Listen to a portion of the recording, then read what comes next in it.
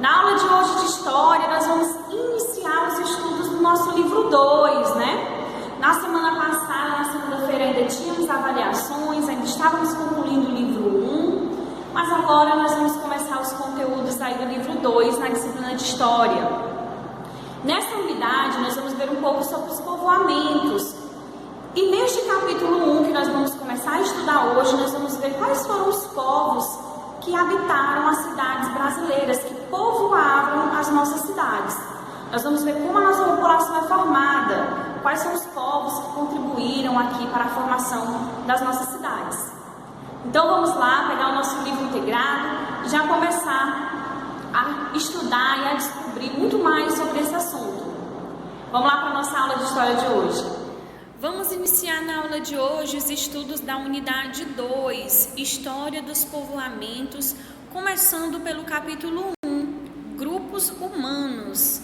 Neste capítulo você vai conhecer os principais povos que formaram as cidades brasileiras. Logo aí na abertura do nosso capítulo, nós podemos observar a imagem de várias pessoas. Vamos observar cada uma das fotos. Como são essas pessoas que estão aí? Observem bem suas características físicas, as características físicas dessas pessoas. Observem bem como elas são. Essas fotos, a gente pode dizer que elas são representações de pessoas brasileiras? A gente pode dizer que elas são brasileiras?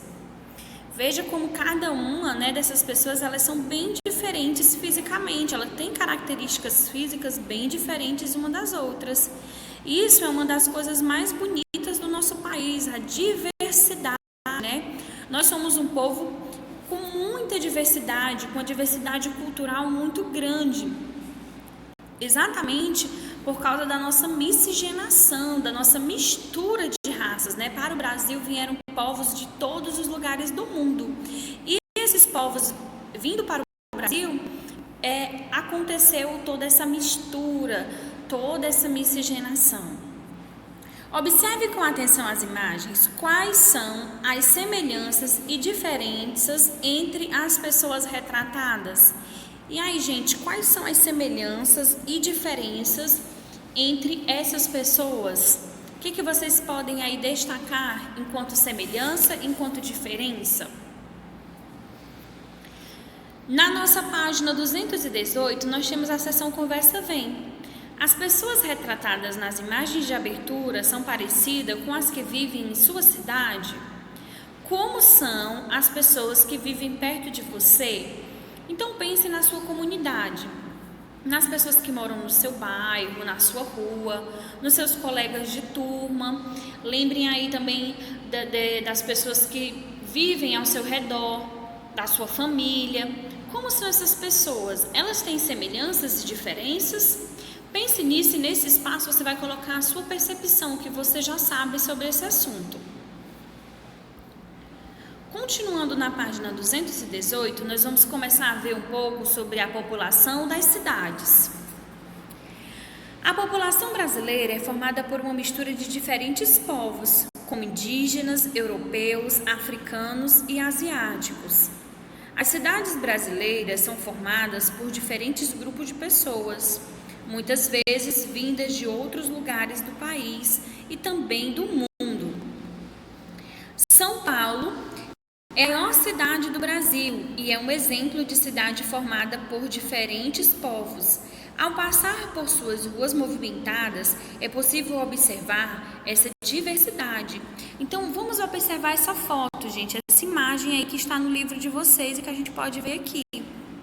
A gente vê pessoas fisicamente iguais ou elas são fisicamente diferentes? Observem o cabelo, a cor da pele. Vejam que existem pessoas de todo jeito, de toda tonalidade de cor de pele, com cabelos diferentes.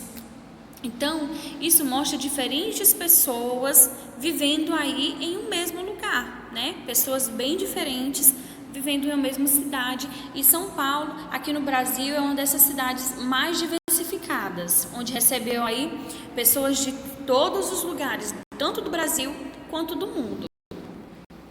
O primeiro grupo que nós vamos estudar são os indígenas que eram realmente o primeiro povo a habitar o nosso território, os povos que já viviam aqui antes da nossa colonização.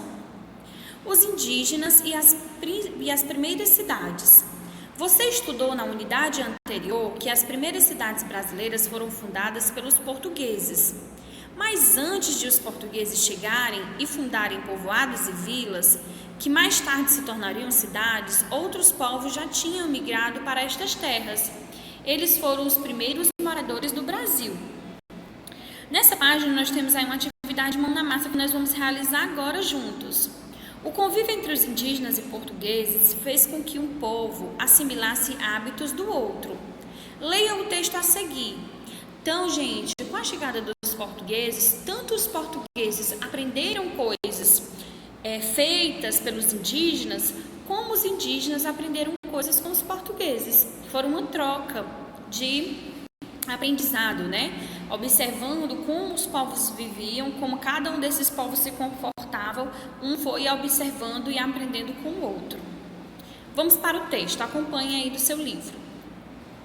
Muitos indígenas se acostumaram com a nova vida, aprenderam a falar português, vestir roupas, comer com garfo e faca, assistir às missas, manejar armas de fogo. Com ele, os portugueses aprenderam as línguas indígenas, a dormir em redes, a comer beijus de mandioca, a pescar e a caçar. Com base no texto, marque A ou B relacionando as afirmações às imagens. A. Indígenas aprenderam com os portugueses. E B. Portugueses aprenderam com os indígenas. Então, logo aqui na primeira imagem, gente, vejam aqui. Nós podemos observar um padre jesuíta hasteando uma cruz e ao redor, né, como se ele estivesse ali para celebrar uma missa. A gente pode ver as roupas, né, as roupas utilizadas ao celebrar uma missa, um altar. E ao redor, logo aqui próximo ao altar, a gente vê outros padres, pessoas, né, provavelmente portugueses. E aqui nós podemos ver outro grupo de pessoas. Quem são eles? Os povos indígenas. Então aqui nessa primeira opção, nós já podemos escrever a letrinha A, porque ela representa exatamente o que os indígenas aprenderam com os portugueses. Então a letrinha A, coloque aí no seu livro a letrinha A, já na primeira imagem, representando o que os indígenas aprenderam com os portugueses. Vamos agora observar a imagem aqui ao lado, né? Nessa imagem aqui do lado, a gente pode observar um homem sentado numa rede. Nós vimos que esse hábito é um hábito que nós adquirimos da cultura indígena e que ele provavelmente não é um índio, né? Observando aqui seus traços, né? Sua forma de estar até vestido, a gente vê que ele não é um indígena, ele está escrevendo também. Então, a gente pode dizer que aqui foi uma coisa que ele aprendeu com os indígenas, uma coisa que os portugueses aprenderam com os indígenas. Então, aqui você já pode colocar na segunda imagem a letrinha B. Então, na primeira imagem a letra A e na segunda imagem a letrinha B. Vamos agora para a página 220, continuando aí o nosso conteúdo. Palavras indígenas. Aqui logo no início nós vamos ver o significado de etnia, que são grupos sociais diferenciados de outros por laços específicos de cultura, religião, língua, comportamento, etc., e que compartilham origens e histórias comuns.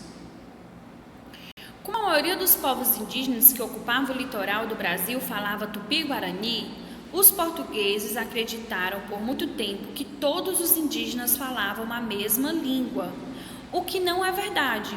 Como nós já estudamos antes, nós vimos que os grupos indígenas que viviam aqui no nosso país, antes da chegada dos portugueses, eles eram grupos com semelhanças e com diferenças.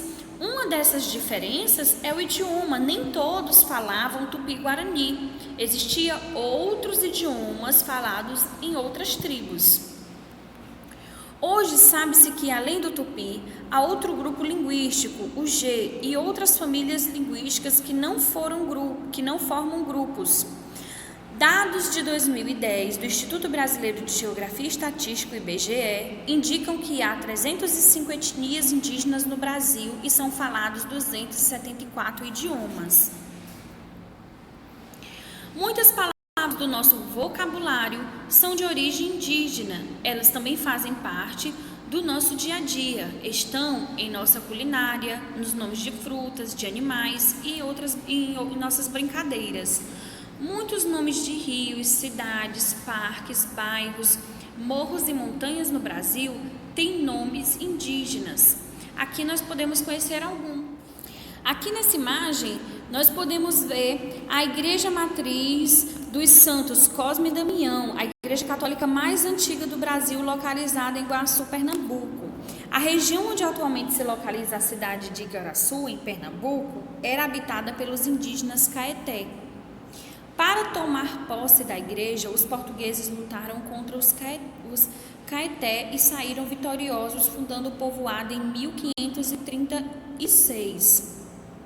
Em tupi, Igara significa canoa e Açu significa grande. Provavelmente o nome Igaraçu foi fundada por causa das grandes embarcações portuguesas que ali apontavam.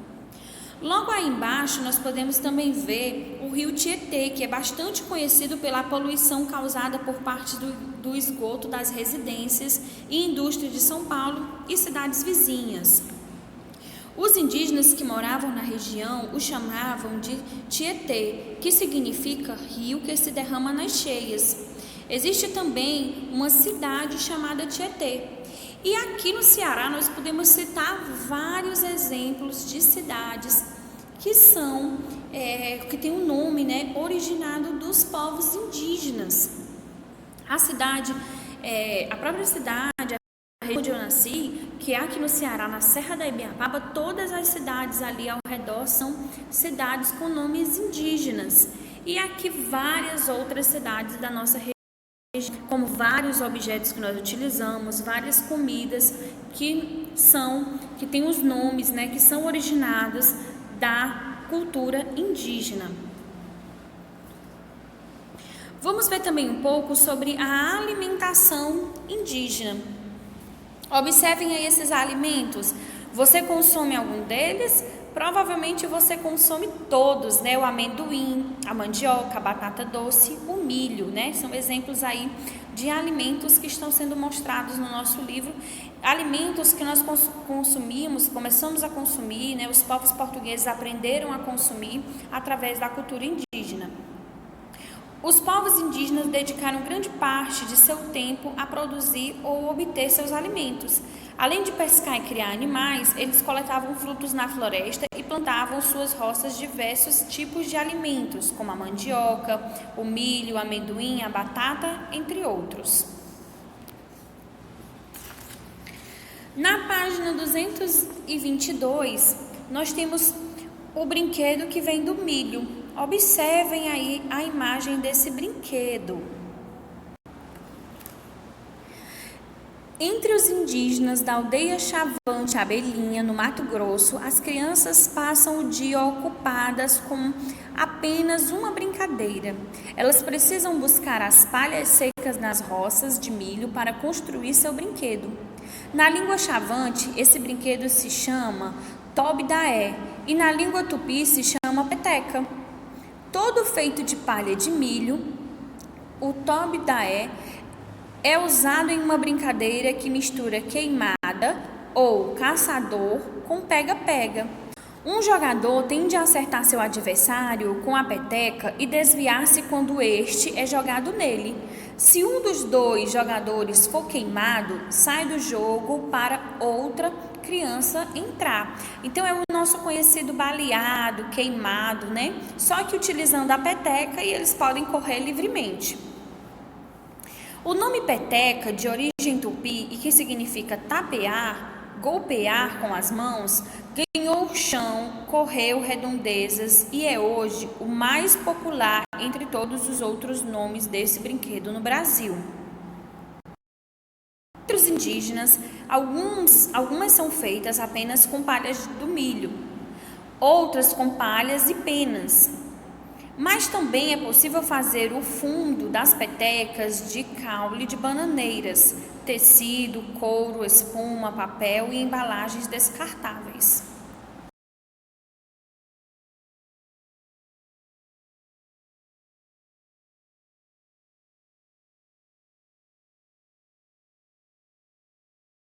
Ainda sobre a alimentação dos povos indígenas, ouça o poema e tente adivinhar se você consegue descobrir sobre o que esse poema está falando. Indígena, você consegue adivinhar? É uma planta nativa da América, de norte a sul no Brasil, há em todo lugar. Quando o português chegou aqui, o índio já sabia plantar. A casca é grossa, da cor da terra, por dentro é bem branquinha. Você pode comer em pedaços ou pode fazer farinha. O colonizador aprendeu logo e apareceram muitas receitas. Cozida, com manteiga, frita, com carne de sol. No bolo e na rosca, sempre perfeita.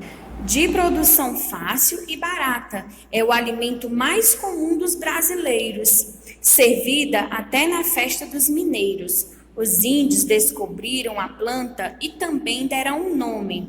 O que se come em casa e na oca é a... E aí, conseguiram adivinhar qual é esse alimento? Esse poema também serve de homenagem, já que hoje, dia 19 de abril, é o dia do índio. Então vamos aí comemorar essa data tão importante para a nossa história, para a nossa cultura, já que os índios foram os primeiros povos a habitar as terras brasileiras. É isso aí, gente. Vamos finalizando a nossa aula de história. Desejo a vocês uma excelente semana. Vou deixar lá no nosso grupo as atividades que vocês irão realizar agora depois do nosso vídeo, tá bom? Então é isso, gente. Um grande beijo. Fiquem com Deus. Até a nossa próxima aula. Tchau, tchau.